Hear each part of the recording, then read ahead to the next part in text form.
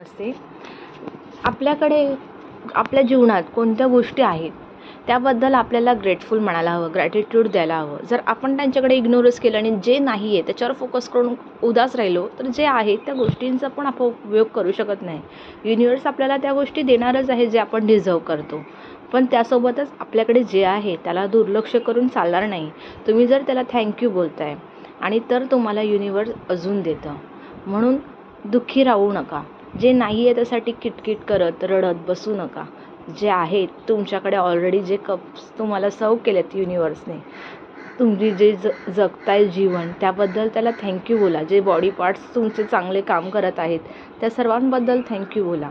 म्हणून रोज ग्रॅटिट्यूड बोलणं तितकंच गरजेचं आहे. जनरलिंग करा की काय काय गोष्टी आहेत तुमच्या जीवनात जे तुम्ही त्याचा आनंद घेताय आणि जे इतर लोकांचं फक्त स्वप्न असू शकतं ते तुम्ही जगत आहात.